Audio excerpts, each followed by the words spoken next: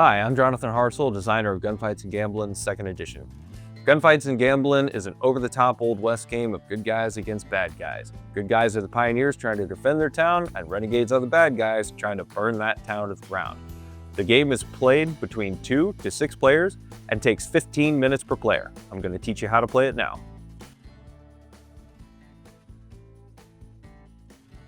Place the Pioneer character boards on one side of the table, and the Renegade character boards on the opposite side of the table, and give each character their corresponding tokens and cards. Make sure to place the boards with the 6 in the hat face up. And place the characters in the following order clockwise: Mayor, Sheriff, Deputy, Scout, Thief, and Head Honcho. Place the town board in the middle of the play area with the black die symbol on the same side as the Renegade boards.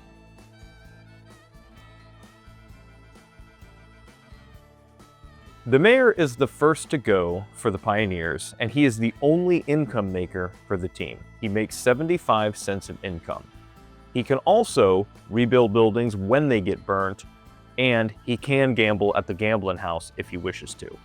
He's going to take his 75 cents of income, and he's going to start by buying a Colt revolver out of the store. That'll cost 35 cents. He's going to keep it for himself. Next, he is going to get a tobacco out of the saloon and give it to the deputy. And then he's going to buy a whiskey from the saloon and keep it for himself.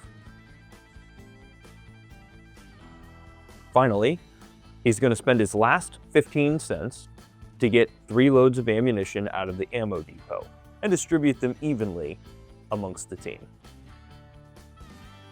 If he'd wished to, he could have saved money up to his income level, but in this case, he chose to spend out. Now let's take a look at the Sheriff's turn. The Sheriff is the next character to go for the Pioneer team. The first thing that he gets to do is a mini-game called Target Practice. Target Practice is described underneath the defense cards here on his character board. He begins by rolling both of the d20s. He rolls, in this case, a 4 and a 16. This is a good roll because these numbers represent the edges of a target, and the farther apart they are from each other, the better. If they're far enough apart for his liking, he can spend one of his ammo tokens to re-roll one of them. And if he can roll a number in between the first two, that scores a hit. He's willing to do so in this case. So a 5 through 15 would be a hit. He hits. He now gets the bullseye token, which adds a +1 to his gun rolls from this point forward. In future rounds, if he succeeds again, he could get one more so that he's up to +2 on his rolls, but +2 is the maximum. The next thing the Sheriff does after target practice is chooses how to defend the town. Every building in town presents a unique benefit to the Pioneers, so he has a strategic choice about where to hide himself and his teammates. He chooses to hide the Mayor in the ammo depot to protect the ammunition. Next, he chooses to hide himself and the deputy both in the store to protect the better guns and dynamite.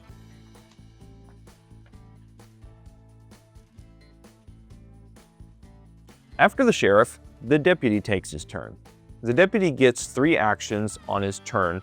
His actions are listed below his character icon. The first way he can spend an action is to take a snake oil card. The snake oil cards are unique player powers that can be distributed to the characters on the team. He is also allowed to cycle a snake oil card to the bottom of the deck, and the first time he does this does not cost an action. Let's say that in this case, he chooses to take advantage of this free use, cycle that to the bottom, and flip the next one. The next one is called Lucky. He wants this one. He spends an action to take this snake oil card, and he chooses to keep it for himself. After taking the snake oil, he decides to roll to guard information. This is a simple roll of the D20. Every time he rolls costs an action, and he gets to keep his best roll of the set. He spends an action and rolls. He rolls a 1. Not very good. Luckily, he has Lucky and can add +5 to a die roll. He's going to choose to do so now and twists the card to remind himself and his team he's used it for this turn, which automatically cranks this up to a 6.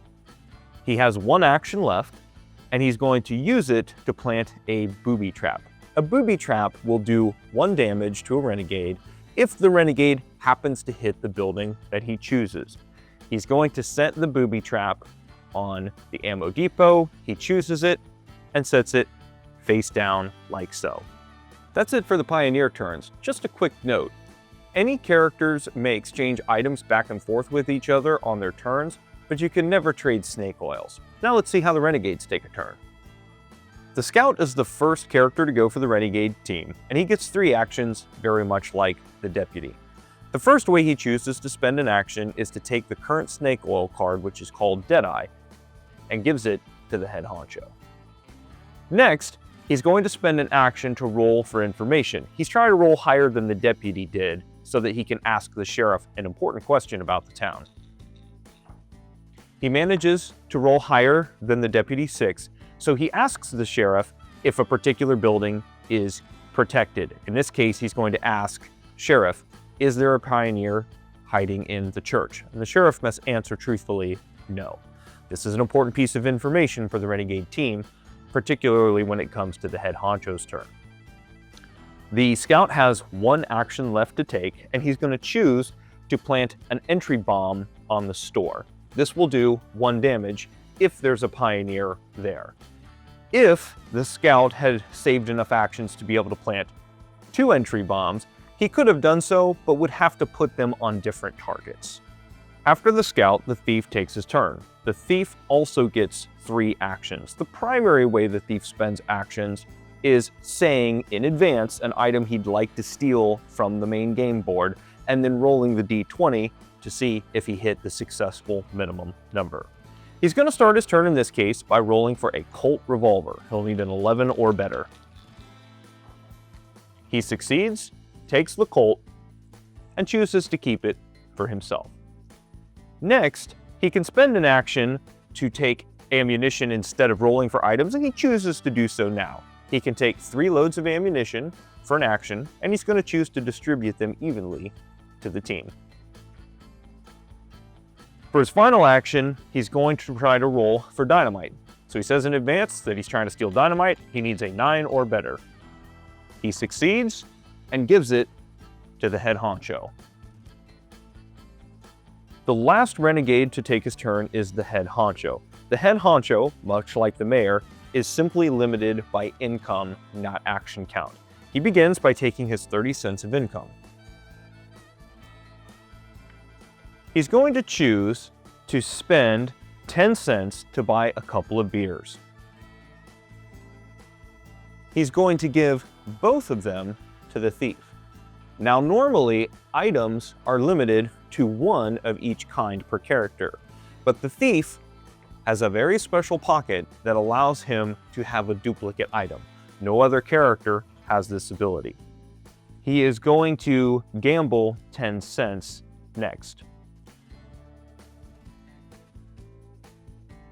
The Gamblin minigame is called Blind Betty and can be played by the mayor if the gambling house is up, or by the head honcho all the time. The game is played by risking 5, 10, or 15 cents on the gamble. In this case, the head honcho is willing to risk 10 cents. After the bet has been made, drop 1 die into the shotgun shell, roll it, and keep it hidden on the table. Then roll the second die. After the second die has been rolled, you declare if the sum total of the dice you believe is at least 21 or at least 28. If you say at least 21 and you're right, you win as much money as you risked. If you say at least 28 and you're right, you win triple. In this case, the head honcho says 21, which is the low risk gamble, and lifts the shell. He has indeed won the low risk gamble, so he wins 10 more cents.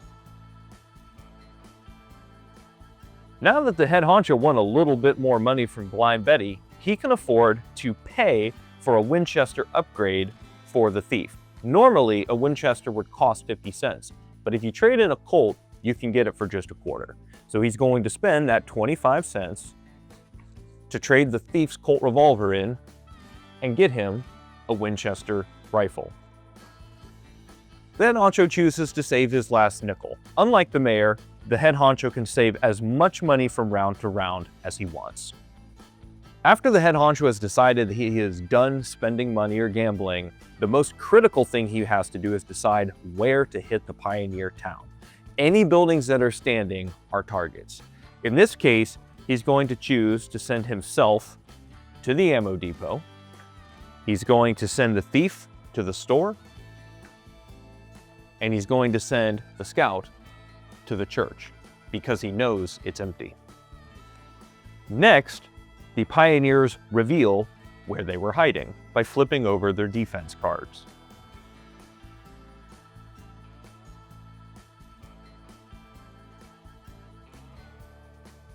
Now, all of the renegades will take 1 damage from the stockade because it's standing in the town.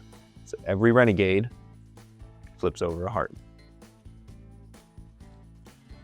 Next, we decide where to send the damage from entry bombs and booby traps.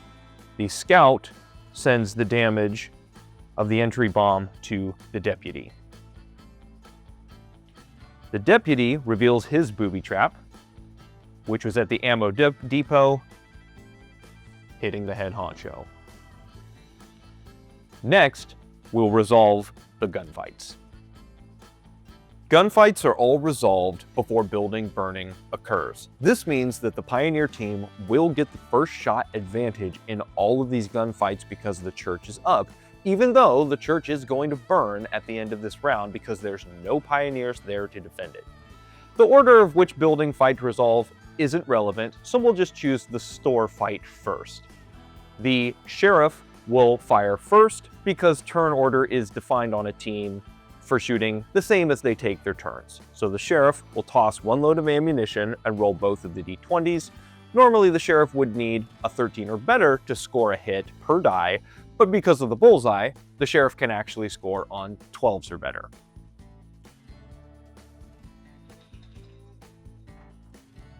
The sheriff scores 2 hits, so the thief flips over 2 hearts.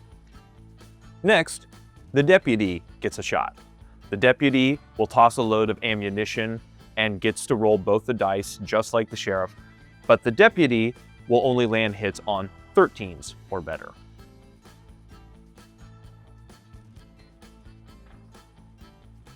The deputy double blanks. Normally, this would be no hit at all, but this is where tobacco kicks in.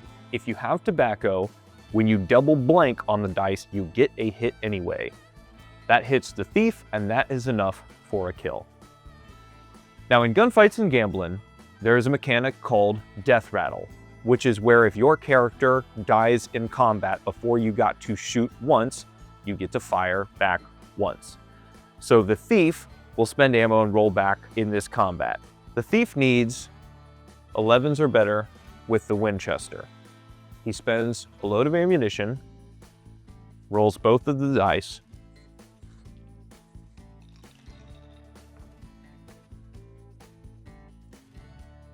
a 9 and a 12 is rolled. The 12 is a clean hit. The 9 would normally be a miss, but beer will crank up a die by as much as 2 if that makes the difference between a hit and a miss, and in this case, it does. 9 plus 2 is 11, beer kicks in, and he scores 2 hits against the deputy. Unfortunately, that wasn't enough to kill the deputy, and the thief is now out of combat. Now we'll resolve the fight at the ammo depot between the mayor and the head honcho. Again, because the church is up, the mayor is going to get to shoot first, and with the Colt revolver, he scores hits on an 11 or better. He spends an ammo token and fires. He got 1 hit and 1 miss, so the head honcho flips one of his hearts over. Then the dice go over to the head honcho. Now the head honcho can choose to shoot his gun as usual or throw his dynamite instead. In this case, being down to 1 heart, he's willing to risk throwing the dynamite. Dynamite is a roll of a single die. 11 or better, you hit an opponent for 3. Less than 11, you blow yourself up for 3. He's going to spend the dynamite and then roll.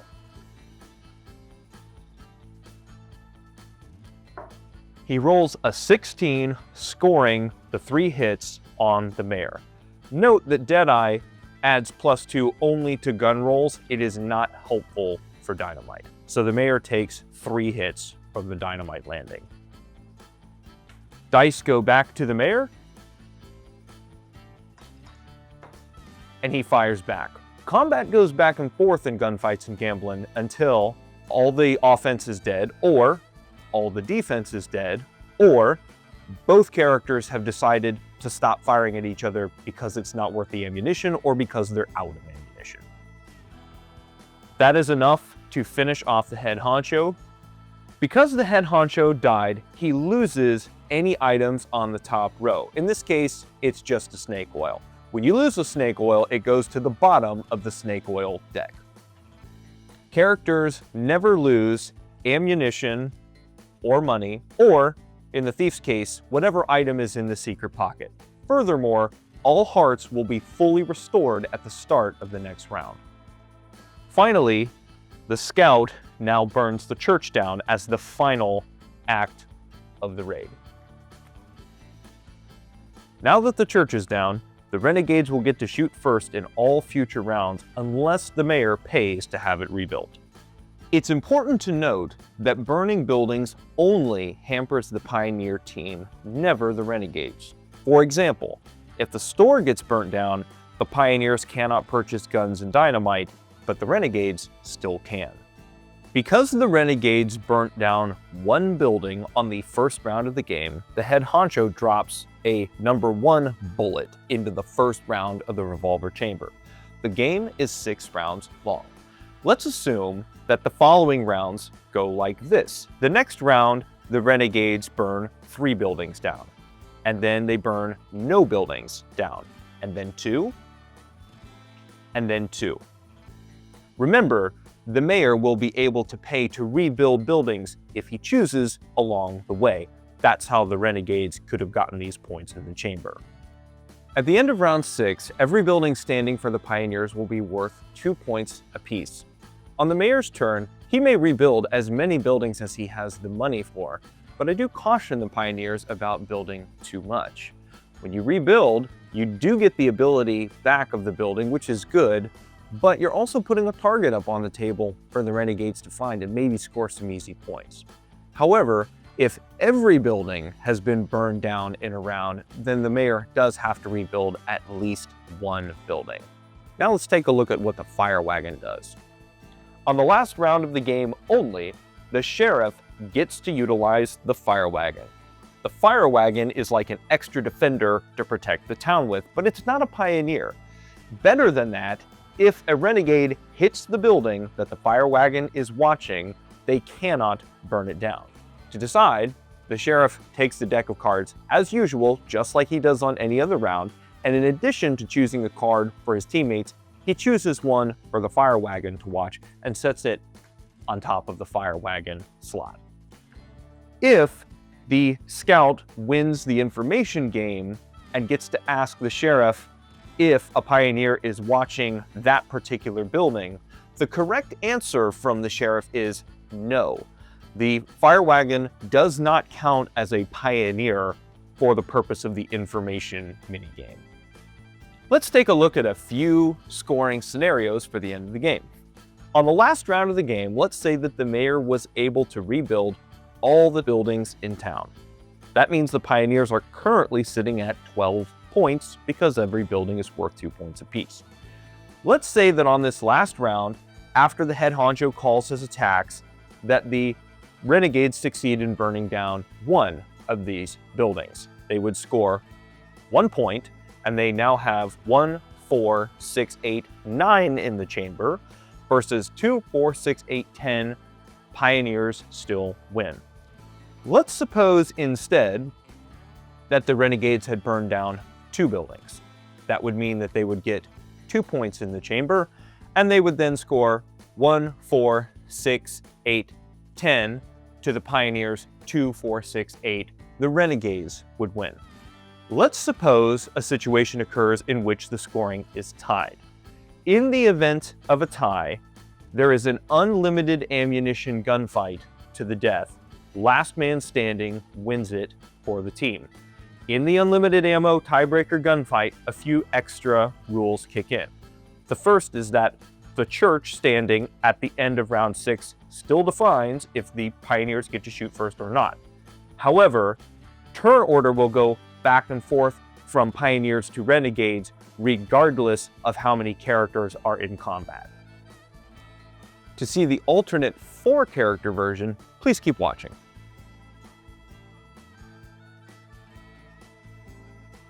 Setup is the same with the following key differences. Remove the deputy and scout boards, remove the snake oil cards. Set up the town with either the church or the stockade, but not both. Put all 4 character boards on the side with the 4 in the hat. Please be aware of the following differences. The mayor only makes 50 cents of income per turn. The thief may only steal 2 ammo tokens for an action, and the head honcho only makes 20 cents per turn. Thanks for watching. If you still have questions, please go to the Gunfights and Gamblin 2nd edition page on Board Game Geek and post your question in the forums. Thanks.